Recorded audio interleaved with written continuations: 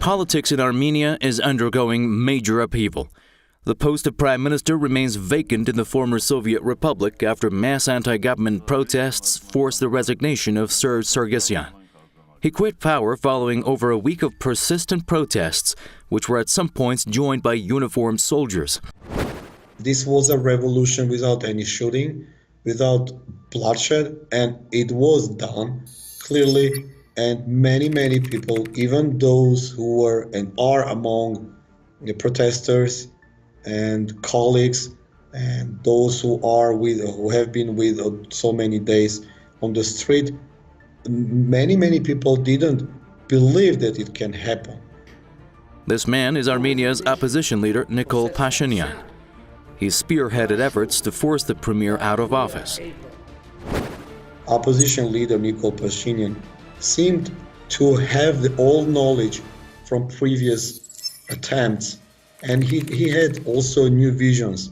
So he tried to mobilize all resources, all this discontent, all these negative, let's say, feelings.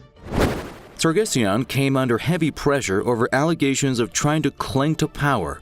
He became prime minister recently, immediately after completing his second 5-year term as president. The unexpected resignation could send shockwaves throughout the political landscape of Armenia and beyond. Observers are watching closely to see how Armenia will move forward from the current stage.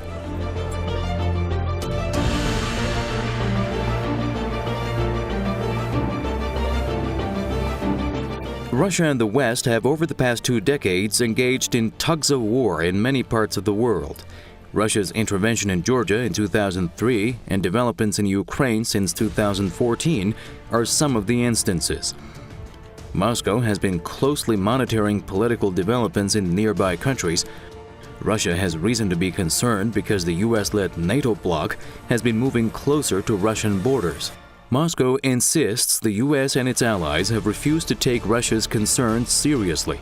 The U.S.-led Western Bloc remains accused of trying to bring Russia's neighbors and other regional states into its own sphere of influence, and Armenia is no exception. The country is a member of the Russian-led security bloc Collective Security Treaty Organization. Armenia's air defense systems are deeply integrated with those of the Russian Federation. The country is also host to a major Russian military base. Moscow says, however, that Sargsyan's resignation is a matter only related to Armenians. The Kremlin says it will not involve itself in Armenia's politics.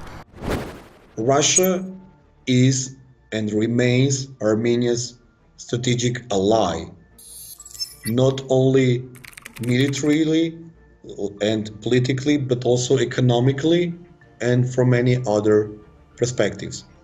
Russia has a very big influence on Armenia.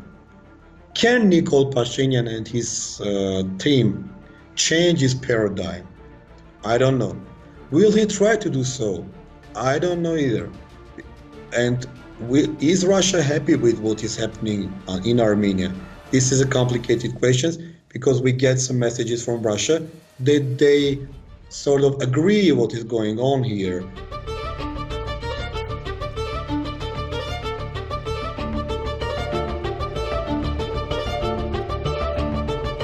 What happened in Armenia was reminiscent of color revolutions in former Soviet Union countries. Some observers say the change in Armenia is expected to impact relations between the country and Russia. That's because Sargsyan had developed close ties with the Russian President Vladimir Putin. How will the next person who takes the helm in Armenia lead the country? That's what many geopolitical experts are asking these days. It's up to those who will come to power. This is, of course, another question. Who will be the prime minister? Who will be in the parliament? Will Nikol Pashinyan be nominated himself as prime minister or whatever?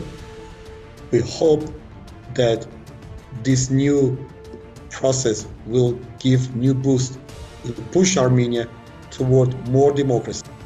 Will the country remain close to Russia, or will it move toward the West and become another flashpoint in tensions between the Russian Federation and the Western Bloc led by the United States? The coming weeks will probably answer those questions.